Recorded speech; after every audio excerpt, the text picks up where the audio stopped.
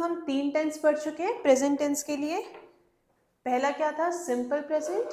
Then we have learned about present continuous tense और उसके बाद हमने पढ़ा है present perfect tense. Now the last type of present tense we are going to learn is present perfect continuous tense. Present perfect continuous tense. अब क्या आ रहा है इसमें? परफेक्ट भी एक वर्ड है और कंटिन्यूअस भी वर्ड है। और हम परफेक्ट का मतलब भी अब तक जान चुके हैं कि कोई भी चीज विच इज कंप्लीट है ना, कोई भी चीज जो क्या है, कंप्लीट है। और कंटिन्यूअस का मतलब क्या है कि कोई चीज जो निरंतर चल रही है, anything which is going on without break. तो अब क्या आ रहा है? Present perfect continuous tense. अगर इन सब वर्ड को हम एक साथ जोड़ते हैं तो क्या मतलब इसका निकल के आ रहा है कि ऐसा कोई भी एक्शन जो पास्ट में तो शुरू हुआ लेकिन अभी भी चल रहा है। परफेक्ट का मतलब क्या है कि भाई पास्ट से रिलेटेड होगा। तो ऐसा कोई भी action which started in the past, मतलब पास्ट में वो चीज शुरू हुई और अभी भी प्रेजेंट में वो चल रही है, राइट? तो उस टेंस के लिए, उन टेंस को एक्सप्रेस करने के लिए हम प्रेजेंट परफेक्ट कंटिन्यूअस टेंस का यूज करते हैं, राइट? अब क्या यूज है इसका? सिर्फ एक ही यूज है जो आप पढ़ोगे, राइट? और ये वाले जो टेंस होते हैं वो यूजुअली आपके क्या होते हैं, सीन्स और फॉर के साथ बहुत ज्यादा यूज होते हैं, राइट? एंड लेटर ऑन हम ये भी समझेंगे कि प्रेजेंट परफेक्ट कंटिन्यूअस और प्रेजेंट कंटिन्यूअस में फर्क क्या होता है, right? If you will look at the example also, अभी जब हम letter when I will explain you the example, आपको ये चीज समझ आएगी कि हमेशा इसमें क्या टाइम का यूज किया जा रहा है, राइट? जब हम डिफरेंस पढ़ेंगे वहां पे भी आपको पूरे डिटेल में स्पेसिफाई किया जाएगा कि प्रेजेंट कंटिन्यूअस और प्रेजेंट परफेक्ट कंटिन्यूअस में क्या फर्क है। अभी क्या करेंगे हम? Present perfect continuous tense use already बता चुकी हूँ। ऐसा कोई भी टेंस जो क्या है, या ऐसा कोई भी एक्शन जो आपका क्या पास्ट में यूज हुआ हो, पास्ट में शुरू हुआ है और अभी भी प्रेजेंट में अभी भी चल रहा है, right? For example it's a Sunday, ठीक है? For example it's Sunday morning. Sunday morning को आपको पता है कि भाई कुछ काम नहीं है तो आप क्या करते हो, और 2 घंटे सो जाते हो, है ना? तो वो क्या है? action which has started in the past and it's still continuing in the present, all right? To denote an action which began sometime in the past, भाई कुछ समय पहले वो पास्ट में हुआ होगा and is still continuing, है ना? इसीलिए तो उसका नाम क्या है? Present perfect continuous.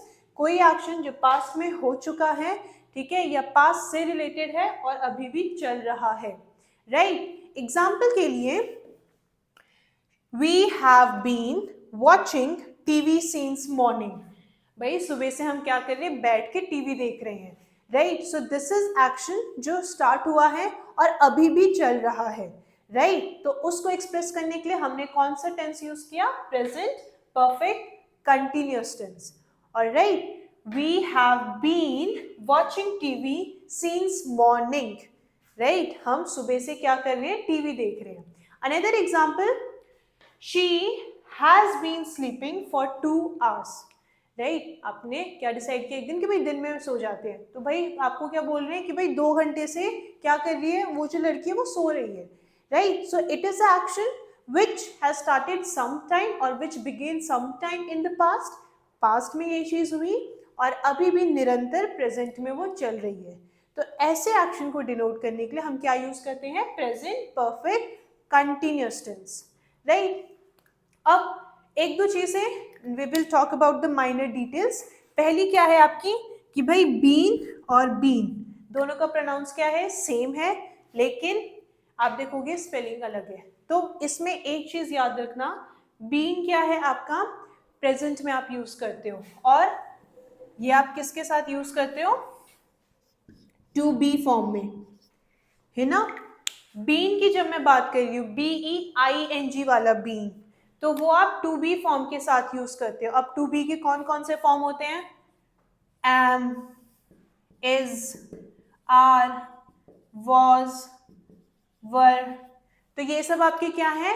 अगर आपको बीन का यूज करना है तो बीन आप किसके साथ यूज करोगे? टू बी फॉर्म के साथ। और अगर बीन की बात करूं, बीन BEEN, राइट? बीन की अगर मैं बात कर रही हूं तो ये आप किसके साथ यूज करोगे? हैव के साथ। हैव के कौन कौन से फॉर्म होते हैं? हैज होता है, हैव भी होता है और हैड। ठीक है, जब आप B E E N been की अगर मैं बात करूंगी तो बीन आप किसके साथ? टू हैव वाले फॉर्म के साथ यूज करोगे।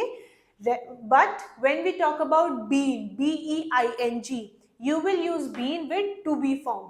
टू बी फॉर्म के साथ आप बीन का यूज करोगे। Is, am, are, was, were, ये सब क्या है? आपके टू बी के फॉर्म है, राइट? सो ये एक छोटी सी डिटेल है विच यू मस्ट नो।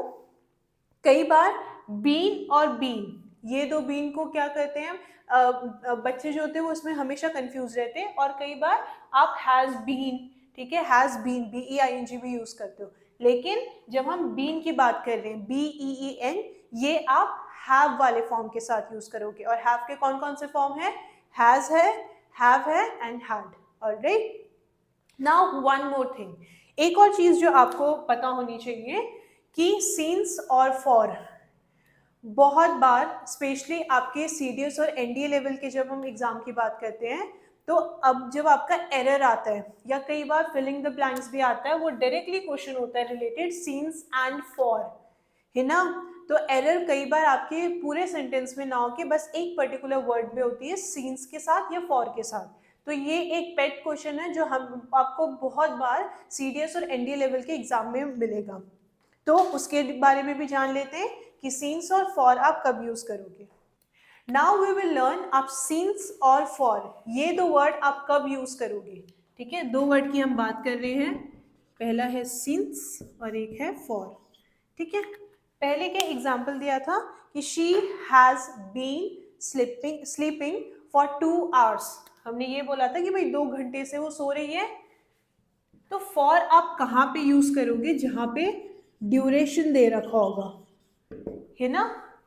सी, जब हम टेंसेस की बात करते हैं आपको हमेशा टाइम में दो चीजें बताई गई हैं। वन इज द ड्यूरेशन, कि भाई कोई चीज कितने टाइम इंटरवल की है, और दूसरा आपका क्या था? Point of time, right? We have learn about two things, one is the point of time और दूसरा क्या है? ड्यूरेशन। तो इससे पहले जो एग्जाम्पल दिया गया था प्रेजेंट परफेक्ट कंटिन्यूस टेंस में, उसमें एक एग्जाम्पल आपको क्या दिया था कि she has been sleeping for 2 hours। भाई 2 घंटे से वो सो रही है। 2 घंटे यहाँ पे क्या है? It is duration. 2 घंटे क्या है? ड्यूरेशन बता रहा है ना आपको। तो इसीलिए हमने क्या यूज किया? सिंस की जगह यहाँ पे क्या यूज कर रहे हैं? हम फॉर यूज कर रहे हैं।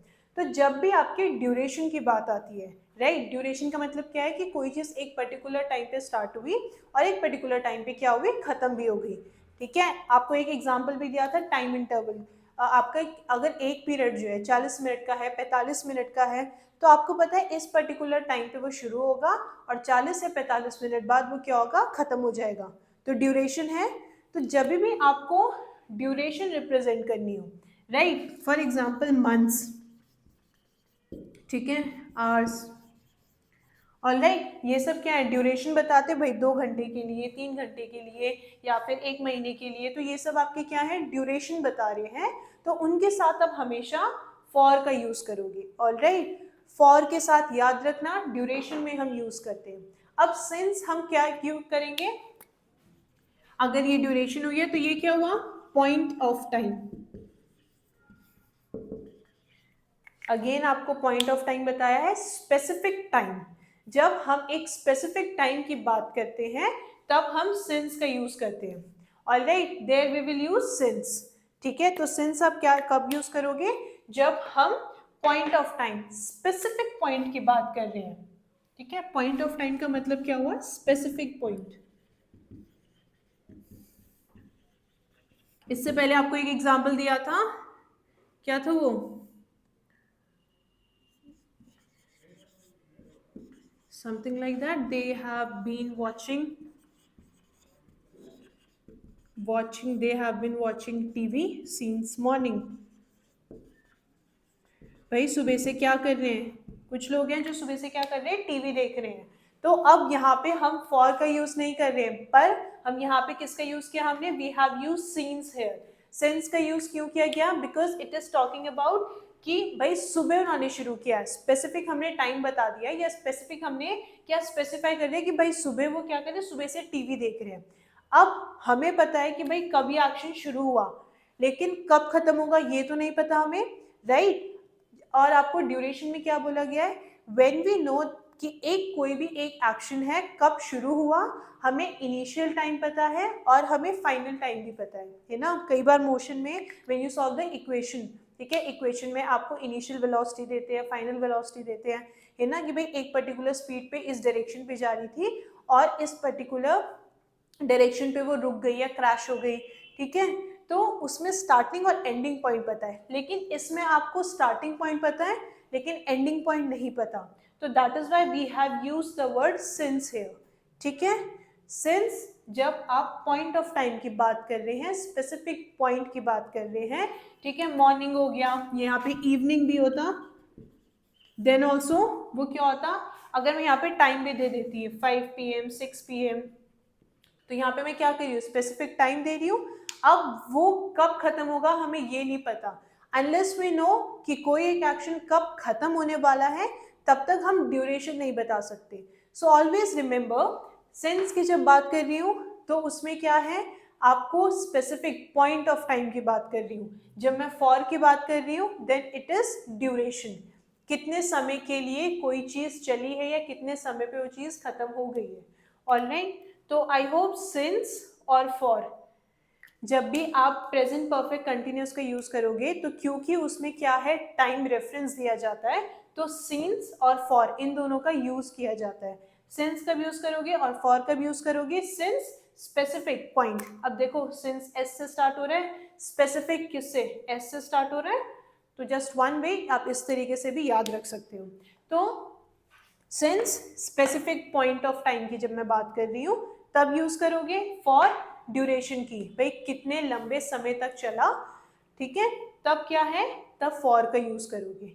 Alright, I hope you have understood the difference between since and for, इन दोनों के बीच का आपको डिफरेंस समझ आया हो, क्योंकि इससे बहुत बार क्वेश्चन आया है।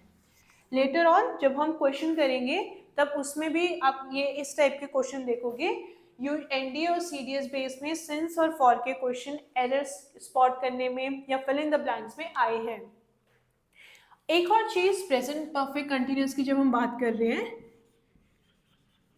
Have been, has been, have कब यूज करोगे, हैज कब यूज करोगे, ये बिल्कुल वैसा है जैसे हमने प्रेजेंट परफेक्ट में पढ़ा था, प्रेजेंट परफेक्ट टेंस में, कि आप हैव कब यूज कर रहे हो और हैज कब यूज कर रहे हो। तो अगेन हैव आप कब यूज करोगे,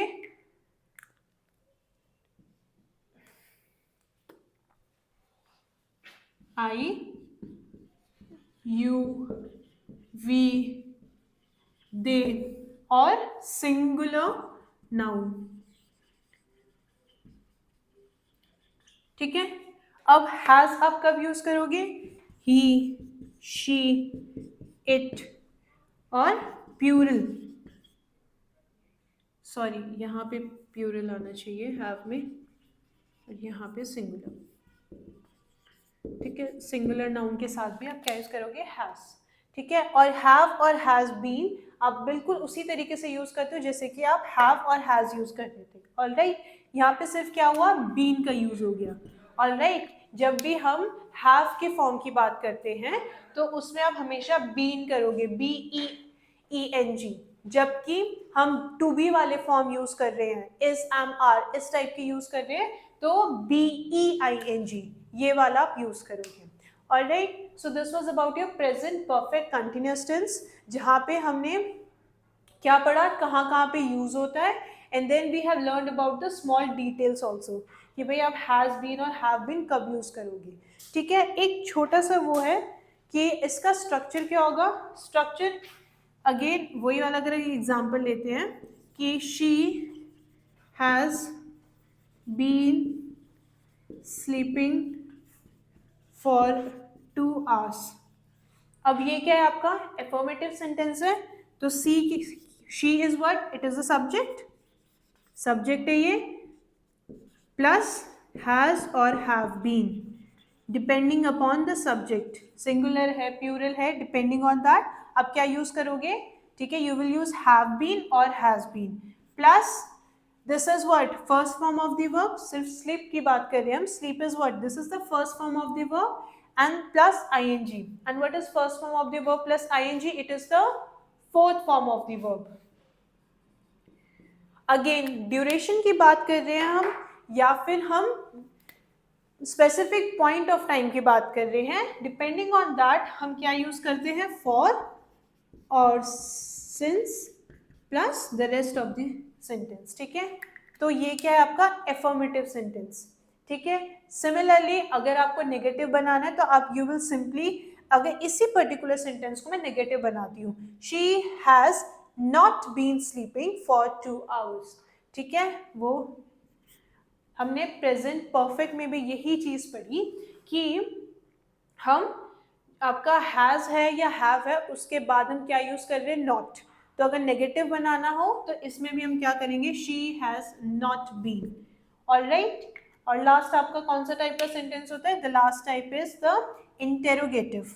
इंटेरोगेटिव में this is true for any type of tense, ठीक है। अगर मैं प्रेजेंट की बात करूँ, पास्ट की, फ्यूचर की बात करूँ, अगर जब भी आप इंटेरोगेटिव सेंटेंस बना रहे हो, ऑलवेज रिमेंबर जो आपका ऑक्सिलरी वर्ब है बस वो पहले आ जाता है, while the rest of the sentence remains the same।